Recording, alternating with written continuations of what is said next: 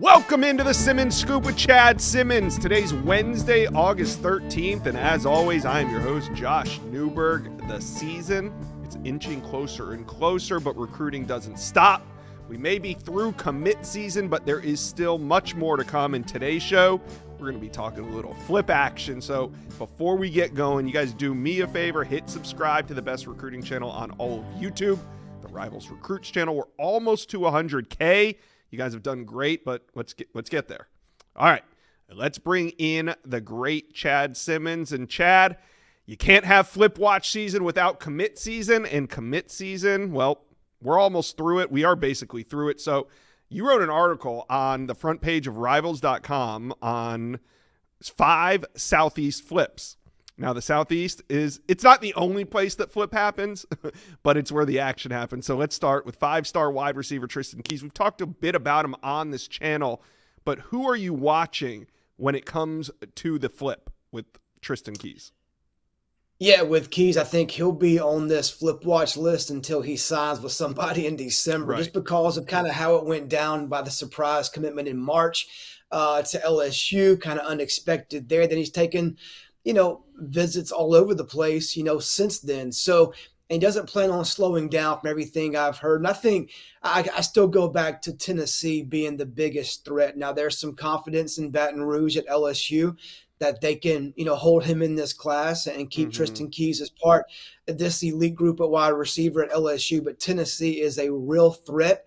There's some optimism there in Knoxville. They can get this done and flip him, whether it's now or September or in December when it counts. But Tennessee's definitely, I feel like, the biggest competition. Then you have Texas A&M would be next. Miami's trying to stay involved. But if you're LSU, I think you have to be a little bit worried about Tennessee. All right, let's swing it down to South Florida where you got Syracuse. Syracuse commit, 5-star Calvin Russell, wide receiver at Miami Northwestern. And this was a big shocker when it went down. People thought Michigan, people thought Miami. There was always Syracuse lingering in the background, but Fran Brown was able to pull it off. And then after hearing from Calvin Russell, I mean, it really felt like a personal commitment, but this one's worth watching moving forward, huh? Yeah, Mario Cristobal and that staff are not going to give up on a player in their backyard, just miles from Coral Gables and that campus at Miami, until Calvin Russell puts the pen to the paper in December. I'm told they're going to go as hard as they, quote unquote, have to get Calvin Russell to flip to the Miami Hurricanes. Look, his mom's in the Hall of Fame there at Miami. He's been there a million times. But like you said, Fran Brown connected with Calvin Russell. They offered him early. They made it personal. They made him a top guy for well over a year, and they beat Michigan on the night of the commitment. Yes, Miami was involved in too, and they're going to be, I think, even more involved in the coming months. For me, Syracuse has to be wary of Miami lurking this fall and making that strong push at the end for Calvin Russell. All right, the next one, Ole Miss 4-star linebacker Isaiah Williams. He's on this list because he's already made 5 commitments, and we're not even a flip season yet. So Isaiah Williams from Leesburg, Florida, right outside Gainesville, but he was already once a Florida Gator commitment. That was prior to his verbal to Ole Miss. So a bonus point here if you can name all 5 of the schools that Isaiah Williams has been committed to, but what's the latest on him?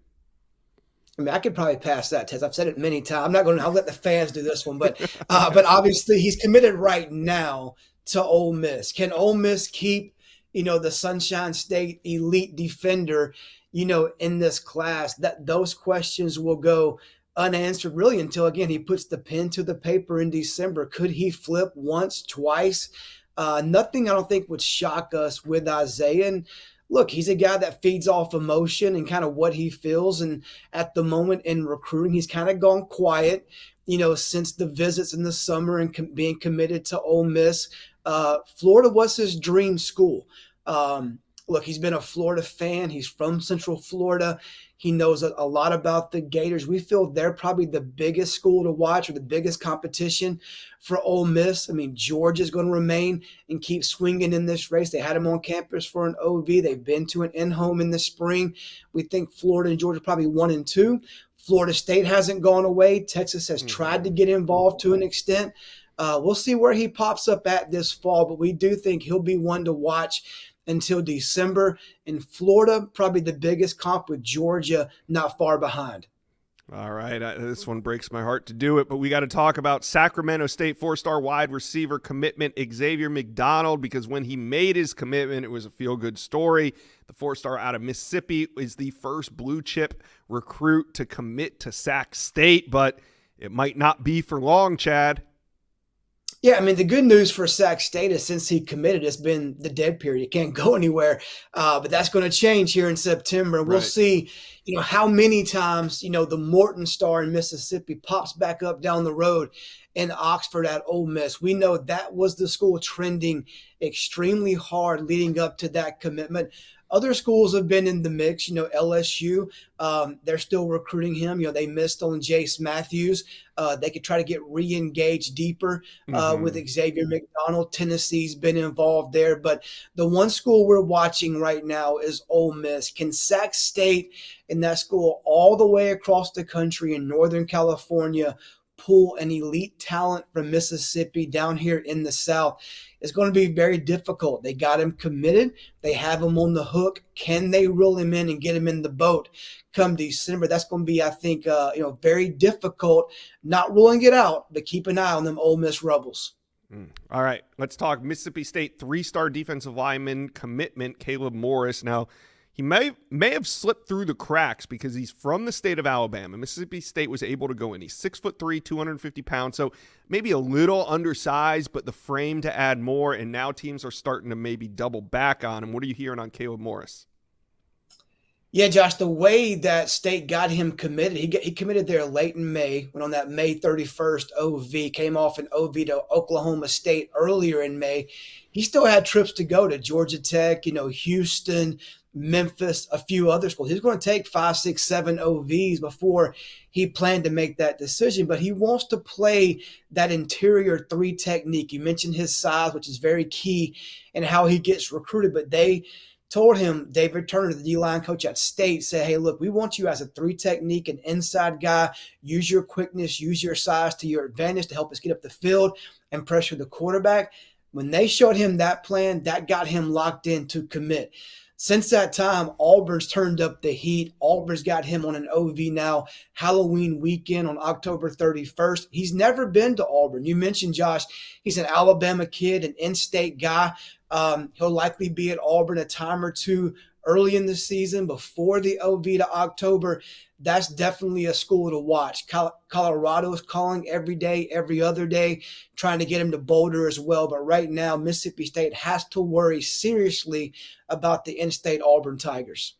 All right, let's hear it from you guys, the real recruiting experts. What do you think on Isaiah Williams? Do you think he'll have a 6th commitment? Where will it be? And for a bonus point, drop his 5 current commitments. Let us know, comment section below. All right, Chad, let's talk a little Auburn. The Tigers are making noise here down the stretch at the end of summer. On Friday, they landed number 2 wide receiver in the Rivals rankings, Jace Matthews. This one was heated, Chad. How'd they pull it off?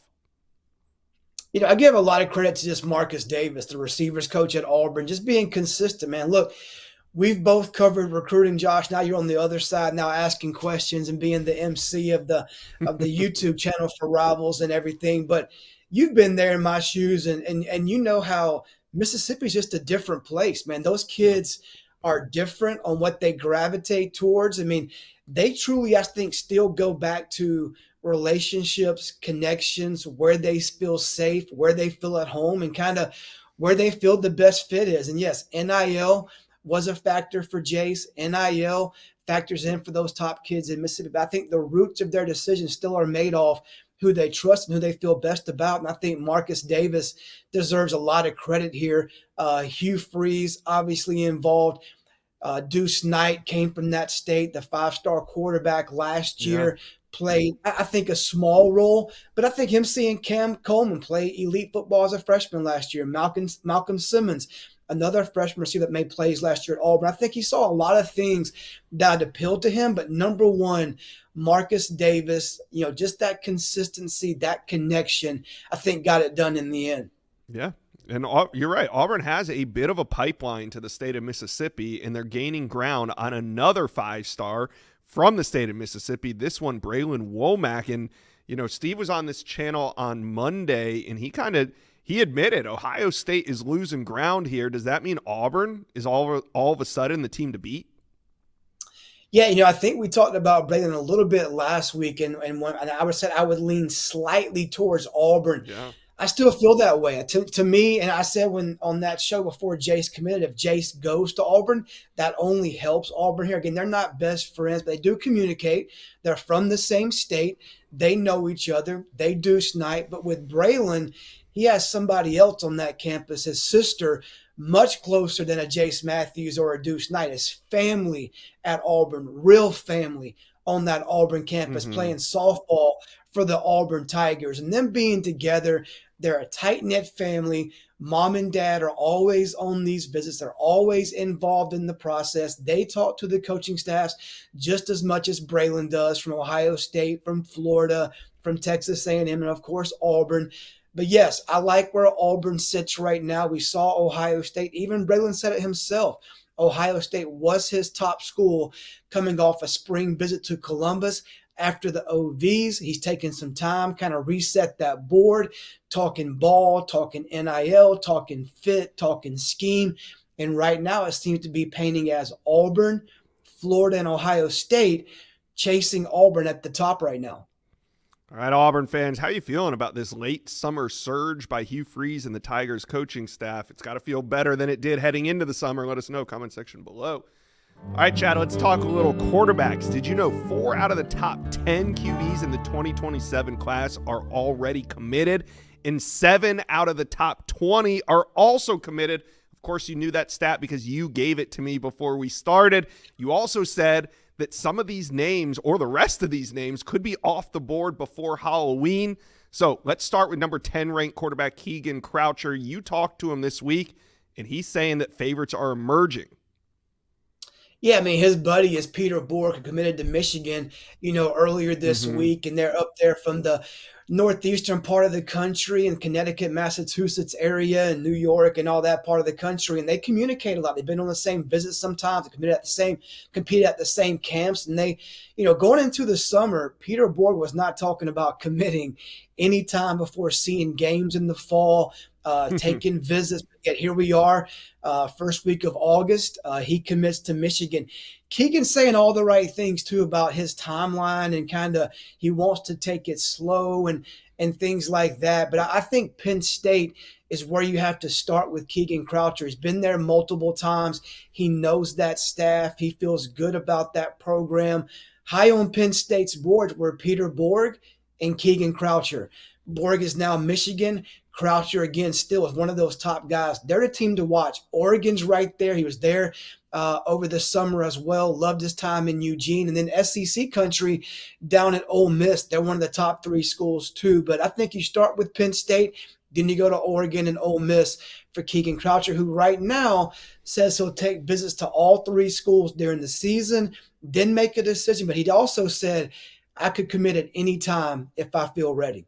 All right, let's dig a little bit further into this top 10. We've been talking a lot about Elijah Haven on this channel all week. He's the number 1 quarterback out of Baton Rouge, and he's trending to the Florida Gators. Go watch the Inside Scoop for more on that. But then you got Kavian Bryant. He's out of Palestine, Texas. Jace Johnson committed. Brady Edmonds committed. Then you get down to number 5. Gunnar Rivers, the son of Phillip Rivers. He's already a 6'2", 175-pound quarterback heading into his junior season. So a lot more to go here. Is this kind of going to be a parallel to the Arch Manning recruitment just a couple years ago? Yeah, I mean, you really took the words out of my mouth. I mean, that's kind of how we see it shaping up right now, with not only the talent, maybe he's not the number 1 player in the country like Arch was, or competed with Nico for that spot for us at On 3, but the way his recruitment is shaping up, as far as being really the unknown, trying to put pieces together behind the scene. He's not posting offers. He's not posting visits. He's not talking about where he goes in the summer, in the spring. He's not doing interviews. So a lot parallels, like you said, to use your word, Josh, with Arch Manning. What we do know in doing some homework and talking to different people is that over the spring and summer, he made trips to Alabama, and Auburn, two in-state schools. He's down there in that southern Alabama area. And then obviously he's an NC State legacy. He made it up to Raleigh, where his father played quarterback for the Wolfpack. And he made it out to Texas, where Arch Manning will be the starting quarterback in Austin this year. So we can pretty safely say that Alabama, Auburn, NC State, and Texas are four schools to watch early. We don't have a lot more than that. I'm not sure when we will or if we will, but we're trying to plug in there with different sources down that way that have some connection to Gunnar Rivers and that family to piece together information. But we know those four schools like him a lot, and he seems to like those four schools as well. All right, we'll have to keep an eye on where he shows up this season, see if he takes any visits and kind of tips his hand on who he likes. All right. Whenever we talk quarterbacks, I always want to know, who is Lincoln Riley zeroing in on? Because he doesn't tend to throw a wide net, right? He usually focuses on one, maybe two names. So what is Lincoln Riley thinking when it comes to 2027 quarterbacks? Yeah, well, obviously the hot name right now coming out of the summer and going into the season is Payton Houston. Another guy like Elijah Avon from that boot state of Louisiana, extremely strong state for quarterbacks this cycle here in 2027. And as they call him, Pop, P-O-P, nickname for Payton Houston. He's been around since middle school, has all the offers. We think Oklahoma is a competitor. We think LSU can be if they want to be a competitor for the in-state quarterback. But USC definitely has turned focus towards Payton Houston, and we think the feelings are reciprocated from the Houston circle about USC as well. Okay, one more name and then we'll get out of here. Top 20 quarterback Trent Seabour in there at number 17. I saw you talk to him this week. Is he starting to name some favorites, see some teams emerge at the top of his list? I mean, he's kind of like Payton Houston, been around for a long time. I mean, the kid, because of injury, burst onto the scene as an 8th grader playing major 6A football in Alabama for the top program, Thompson High School in Alabaster, and helping them win a state championship as an 8th grader. He started the game, made big plays in key moments, and he's kind of emerged really since then. It seems like he should be going into college now, but he's just about to go into his junior season. He's played good football for 2+ years at Thompson High School. He's been on the road, it seems like, all the time in the all season for games during the season. You know, he was looked at maybe as a Clemson major target. Clemson got their commitment earlier this summer for 2027.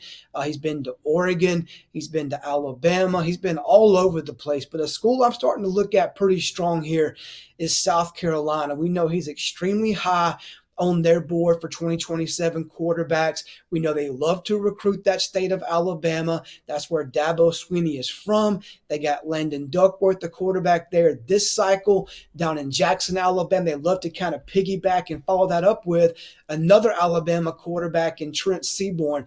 We'll think he'll be in Columbia early in the season, maybe to see them play in Atlanta on August 31st, a neutral site. But we know the Gamecocks love Seabour, and Seabourn's high on the Gamecocks as well here early on.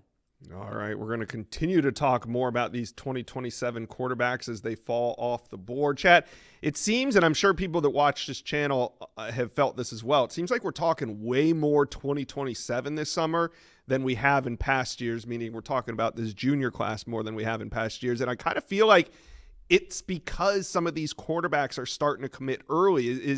Are they the catalyst to why these 2027s are committing so early? Well, they're definitely a big leader and focal point for sure. I mean, and you don't blame the quarterbacks for committing early because most schools take one, so you want to, and there's some guys that honestly don't want to report it kind of who they are. But some of these guys say, look, Chad, I just want to lock in my spot. Now, I may still talk to other schools and keep those relationships. As we both know, Josh, I mean, there's always coaching turnover and, OCs leaving, quarterback coaches, sometimes head coaches. Transfer portal can impact quarterback commitments in high school as well. So, guys committing this early doesn't mean we're not going to be talking about them this time next year either, because they could be on that quote-unquote flip watch. They could have already been flipped to another school by now next year. But, yes, the way it's going, quarterbacks do lead the way. When they commit early, other guys want to join in, specifically wide receivers, offensive linemen, guys that'll be in that offensive room with these elite quarterbacks.